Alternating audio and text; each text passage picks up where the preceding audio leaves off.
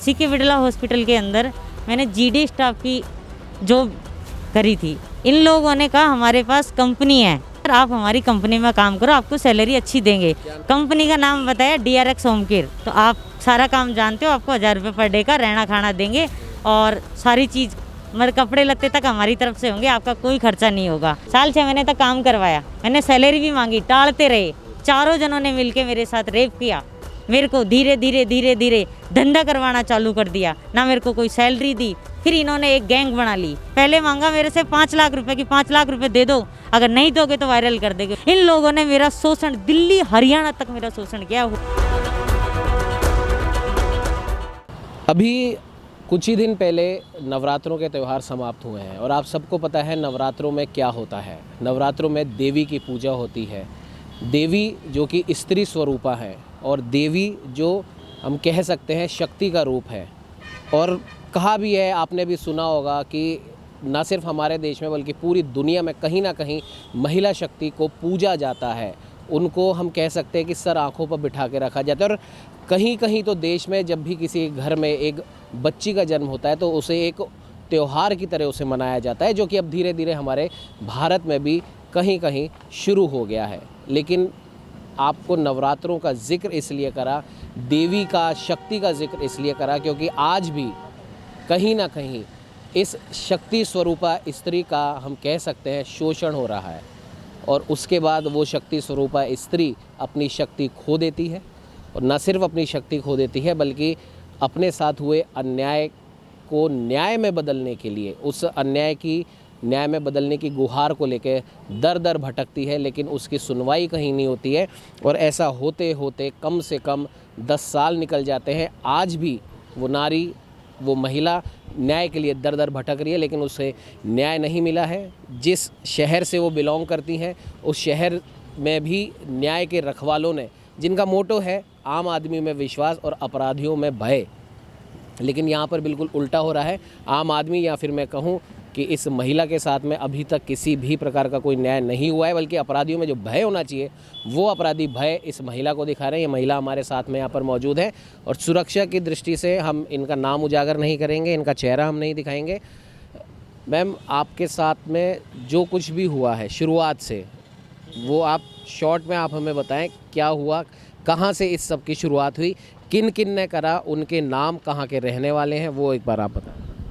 Sir मैं पहले दौसा रहती थी, दौसा मैंने काम भी किया है, फोटो स्टेट का भी काम किया है, झाड़ू पोंछे का भी किया है और भी काम किए हैं। वहाँ भी मेरे साथ एक नरेंद्र भंडाणा वंशीधर है, उसने मेरे साथ गलत किया है। उसके वीडियो फ़ोटो उसने भी वो की, मैंने उससे कैसे तैसे अपना पीछा छुड़वाया, कैसे तैसे करके, नहीं छोड़ा उसने भी पीछा मेरा। मैं कैसे तैसे करके 2021 में यहाँ सीके बिड़ला हॉस्पिटल के अंदर मैंने जीडी स्टाफ की जॉब करी थी। उसमें फिर मेरी सैलरी थी 7000, 8 घंटे की ड्यूटी थी सर मेरी।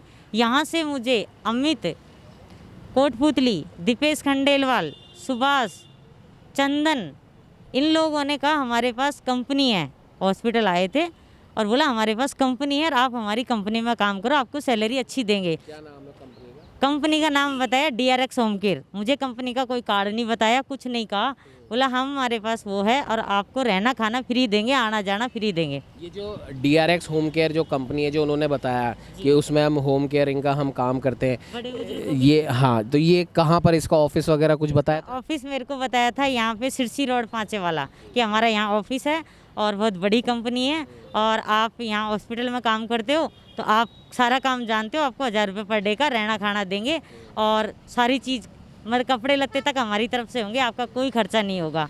आपको 12 घंटे भेजें, 24 घंटे भेजें या हम घर पे रखें, जैसे ड्यूटी नहीं आती है तो फिर भी हम आपको सैलरी देंगे, ये कहकर मुझे लेके गए थे सर। फिर उन लोगों ने मेरे से साल 6 महीने तक इन्होंने काम करवाया, साल 6 महीने तक काम करवाया, मैंने सैलरी भी मांगी, टालते रहे।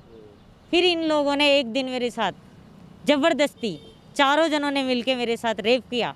उसके बाद में इन लोगों ने मेरे बिना कपड़े की वीडियो फ़ोटो बनाई, मारपीट करी, मेरा फ़ोन फोड़ दिया, 3-4 दिन तक मेरे को कमरे में बंद रखा और उसके बाद में इन लोगों ने मेरे हथियार तक दिखाया इन लोगों ने मेरे को।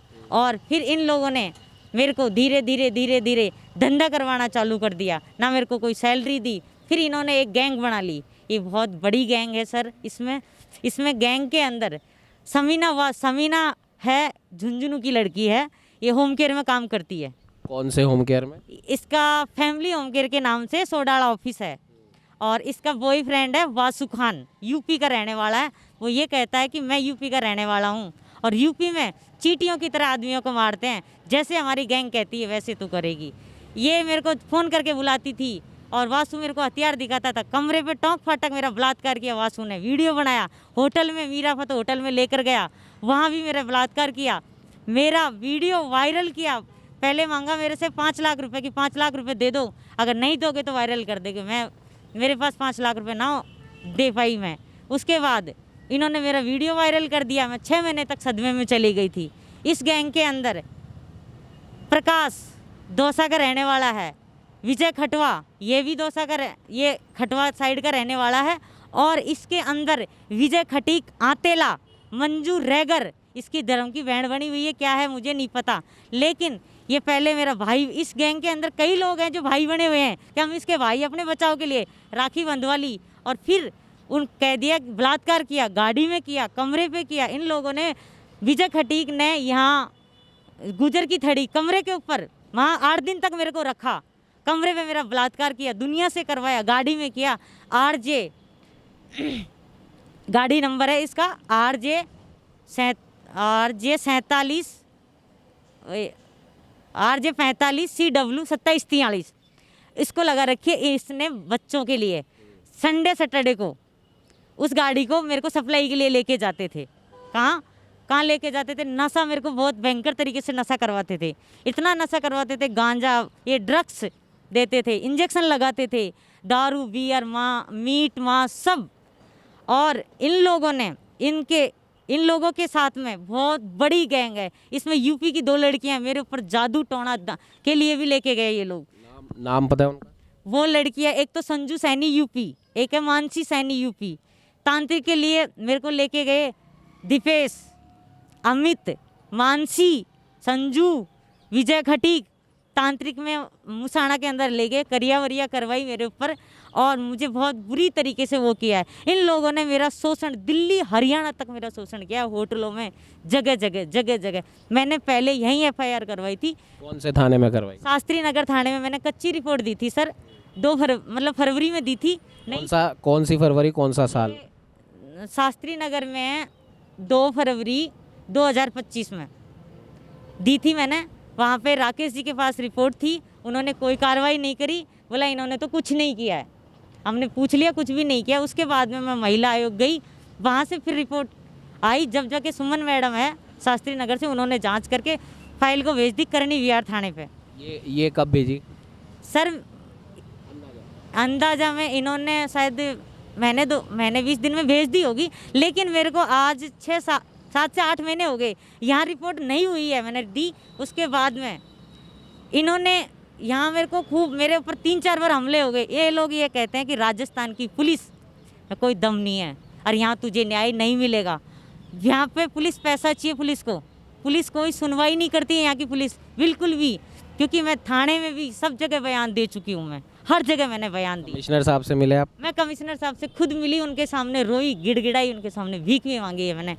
साहब मेरी FIR नहीं हो रही है, मेरी FIR नहीं हो रही। और जब करनी विहार थाने ने FIR करी है 25/7 महीने में करी है। मैंने रिपोर्ट कब दी थी? तीसरे महीने में जांच करी है। उसके बाद में रिपोर्ट कब हुई है? 12/7/2025 को। मैं जगह जगह रिपोर्टें दे रही हूँ, जगह जगह वो कर रही हूँ, हर जगह मैंने वो करी है, लेकिन मेरी कोई सुनवाई। कमिश्नर के साथ भी दी मैंने, मुख्यालय में मैंने पेश करी, यहाँ SP को भी मैंने दी, हर जगह मैंने रिपोर्टें दी है सर, लेकिन मेरी कोई सुनवाई नहीं हो रही। क्यों? क्योंकि मैं अनार्थ हूँ, मेरे आगे पीछे कोई नहीं है। मेरा जेवर तक छीन लिया इन लोगों ने, पैसा भी छीन लिया, मेरी सैलरी भी नहीं दी। गोपालपुरा विजिट पे मैंने खुद ने काम किया, वहाँ की सैलरी रुकवा रखी है, साफ मैंने करी, पेशेंट साफ करी मैंने। और वो दीपेश ये कहता कि पेमेंट मेरे को चाहिए, मेरी हर जगह से पेमेंट की सैलरी ये ले लेते थे। 2023 के अंदर एक कल्पना नाम की लड़की थी, उसके द्वारा मेरी जानकारी हुई मान सिंह से। वो अपने आप को डिप्टी कमिश्नर बताता था कि मैं डिप्टी कमिश्नर हूँ, मेरा सीनियर है सुरेंद्र मीणा वन विभाग में, और तेरी मैं नौकरी लगवा दूंगा। नौकरी का झांसा दे के 7 लाख रुपए लिए फुट प्लाजा होटल में, और उसके बाद में उसने मेरा बलात्कार किया और पुलिस में मैं वहाँ जाने की दी तो मेरा भाई सुरज्ञान सिंह SI पाड़ली कुछ नहीं कर सकती है। 3 साल तक इन लोगों ने मिलके मेरे साथ बलात्कार किया। मान सिंह यहाँ आता था रिको कांटा, और दीपेश, मान सिंह, अमित, तीनों ने बलात्कार किया। विजय खटीक ने किया। और वहाँ मयूरी होटल दोसा, उसमें अमित ने, दीपेश ने और मान सिंह ने, विजय खटीक ने, चारों ने बलात्कार किया मिलके। और वहाँ इन्होंने ये कमरा लेके रखते थे, यहाँ जयपुर में कमरे में अपने साथ में रखते थे। मान सिंह ने वहाँ दौसा में कमरा, मैंने पुलिस को दिखा दिया। दौसा महिला थाने में यहाँ नहीं हुई है, जब जाके मैंने महिला थाने में करवाई, लेकिन वहाँ पे भी पुलिस ने कोई कार्रवाई नहीं करी। क्यों? आपको कितना समय हो गया लगभग न्याय मांग? 7-8 महीने हो गए न्याय मांगते हुए, लेकिन मेरी कोई सुनवाई नहीं हो रही है, कहीं भी कोई सुनवाई नहीं हो रही है, क्योंकि मैं अनार्थ हूँ। महिला की बिल्कुल नहीं सुनी जाती है, महिला की तो इतनी सी भी नहीं सुनी जाती। महिला को यहाँ पे कनी बिहार थाने में हवा सिंह इंचार्ज ने मेरी फाइल फेंक दी, यूँ देखो यूँ कि अट नहीं कर रहा है FIR, जा जो करना है ना वो कर ले। क्यों सर? मैं अनार्थ हूँ इसलिए, या मेरे आगे पीछे कोई नहीं है? राजस्थान सरकार के अंदर कहाँ सो रही है राजस्थान सरकार? मुझे ये बताया जाए, महिला की क्यों नहीं सुनवाई हो रही है? अरे महिला की ज़रूरत, मतलब राजस्थान सरकार में महिला में बहन सबको चाहिए, बुआ चाहिए, माँ चाहिए, बेटी चाहिए, बीवी चाहिए, लेकिन अगर किसी महिला के साथ अन्याय हुआ है उसको न्याय नहीं चाहिए। कहाँ सो रही है राजस्थान सरकार? मैं ये कह रही हूँ। अरे क्यों खोल रखे हैं थाने, कोर्ट, कचहरी? मेरे को 164 के बयानों में मैडम ने कोर्ट से बाहर निकाल दिया, ये कह दिया अगर निकल मेरी कोर्ट से बाहर। मैं वहाँ से आ गई रोते हुए, मेरे 164 के बयान तक नहीं हुए। SP को मैं सबूत देने के लिए गई वैशाली, उन्होंने मेरे सबूत नहीं लिए। महिला थाना दौसा के अंदर मैंने सबूत सब जगह की होटल के सारी चीज़ें दिखाई, लेकिन वहाँ पर भी बोला, पुलिस ने बोल दिया हमें कोई सबूत नहीं मिला है, बल्कि पैसे मैंने डाले हैं उसको, और दिखा पुलिस ने रखा है किसका? कि मान सिंह ने डाला है। पुलिस सच को झूठ बना रही है और झूठ को सच बनाकर पेश कर रही है। अरे इतना अन्याय क्यों हो रहा है महिलाओं के साथ? मैं ये कह रहा हूँ, इतना अन्याय क्यों हो रहा है? अरे महिला है, महिला की क्यों नहीं सुनी जा रही है? कोर्ट में से बाहर निकाला जा रहा है महिला को। मैं कहाँ जाऊँ? मुझे ये बताओ, कहाँ पे जाऊँ मैं? कौन सी कोर्ट में जाऊँ? यहाँ पे ये 207 नंबर रूम में पुलिस मेरे साथ नहीं गई है। मेरे को राकेश जी ने फ़ोन किया कि आप जाओ बयान दे के आ जाओ। मैं गई वहाँ पे 1-1.5 घंटे मेरे को बिठाया, और फिर बाद में एक नाम पूछा, मैंने कहा कि मैडम ये बात है। बोला मेरे को तू कानून मत सिखाए, निकल मेरी कोर्ट से बाहर। ये कह के मेरे को 164 के बयानों में कोर्ट से बाहर निकाल दिया। थाने में मैं बयान देती हूँ तो थाने के अंदर भी पूरे बयान नहीं लिखते हैं। अरे जहाँ मैं बयान देने की मैं सारी सच्चाई इनकी बताना चाहती हूँ वहाँ नहीं लिखे जा रहे हैं। ये लोग अकाउंट उड़ाने का काम करते हैं, सफ़ेद काले धन को सफ़ेद धन में करते हैं। ये लड़कियों की सप्लाई का काम करते हैं, ये गांजा, भांग, ड्रग्स सब काम करते हैं। ड्रग्स खिलाते थे, इंजेक्शन देते थे, मेरे बहुत बुरी तरीके से शोषण किया। आज 7 से 8 महीने हो गए, लेकिन मेरी कोई सुनवाई नहीं हो रही है। क्यों नहीं हो रही है? महिला को है। पहली बार जब आपके साथ अन्याय हुआ था तो वो कौन सा साल था? ये 2021 में यहाँ पे हुआ है। मैं दौसा में जो ये 16-17 की साल की बात है, 2016 या 17 की साल की बात है। तो आपने सुना, इसको बलात्कार के सबूत की जरूरत क्यों पड़ती है? मुझे ये बताओ। पुलिस में वहाँ कैमरा लगाया जाता है क्या कि महिला के साथ में कैमरा लगाया जा रहा है? पुलिस जब मैं महिला अगर वहाँ पे जाती है तो उनकी FIR दर्ज क्यों नहीं की जाती है? सर मुझे इतना सा बता दीजिए कि क्यों नहीं दर्ज की जाती है? 7-7, 8-8 महीने, 6-6 महीने रिपोर्टों को लेके पटक देते हैं। SP के मैं वहाँ सबूत लेके गई, उन्होंने मना कर दिया, हमें सबूत की जरूरत नहीं है। महिला थाने ने भी मना कर दिया। मेरा सामूहिक बलात्कार वहाँ हुआ, यहाँ हुआ। मुआना मंडी थाने ने मेरे खिलाफ FIR दर्ज करी, मुझे कोई सूचना नहीं दे रहे। मैं ये पूछता हूँ, अरे मेरा अपराध क्या है? मुझे मेरा अपराध बताया जाए। यूँ किसी के भी नाम FIR दर्ज करके और किसी को भी जेल में डाल देगी कि ये पुलिस, राजस्थान सरकार की ये पुलिस सच को झूठ और झूठ को सच बनाकर पेश कर रही है। अरे बेगुनाह को फांसी की सजा पे लटका रही है। महिला की क्यों नहीं सुनी जा रही है? ये राजस्थान सरकार कहाँ सो रही है? नेता नांगले, या तो बंद कर दो इस कोर्ट कचहरी थाना को और या न्याय कर दो मेरे साथ। न्याय नहीं करती है तो मुझे फांसी की फंदा पे लटका दो। अपराधी, बलात्कारी सब घूम रहे हैं, यूँ सरेआम घूम रहे हैं। पुलिस गिरफ्तार नहीं कर रही है, ये कह रही है अगर इन्होंने कुछ नहीं किया है, आज तक उन्होंने एक बार भी नहीं किया, अरेस्ट नहीं किया है। अरे झूठी राखी बंधवा के अपने बचाव के लिए सारी चीज़ें कर रही है। सर मैं वो अनार्थ हूँ, मेरी कहीं कोई सुनवाई नहीं हो रही। तो आपने सुना कि जो पीड़ा है पिछले कई सालों से वो आज पीड़ा बाहर निकल के आई है और बहुत हम कह सकते हैं कानून जो रखवाला अपने आप को पेश करता है हर जगह, जो कहते हैं कि आम आदमी में विश्वास और अपराधियों में डर, सिर्फ इस एक मोटो के बहाने कहीं ना कहीं जो भी पीड़ित हैं वो पुलिस के पास में जाते हैं, क्योंकि सबसे पहली जो सीढ़ी है वो कहीं ना कहीं हमारा पुलिस प्रशासन है। पुलिस प्रशासन के बाद इतनी बार जाने के बाद, जो कि इन्होंने बताया कि उनको अभी तक न्याय नहीं मिला है, बल्कि इनको धमकियां पे धमकियां मिलती जा रही हैं। और साथ ही साथ जो इन्होंने बताया कि पिछले 7-8 महीनों से लगातार परेशान हो रही हैं, सामूहिक शोषण इनके साथ हुआ, नशे के इंजेक्शन इनको दिए गए, और जो भी इन्होंने नाम बताए हैं और जिस होम केयर कंपनी का इन्होंने नाम लिया है वो होम केयर कंपनियां इस प्रकार के धंधों में लिप्त हैं। सबूत सारे इस महिला के पास में मौजूद है, लेकिन उसके बाद भी, इन तमाम सबूतों के होने के बाद भी अगर अपराधी सलाखों के पीछे नहीं पहुंचते तो जाहिर सी बात है उन अपराधियों का,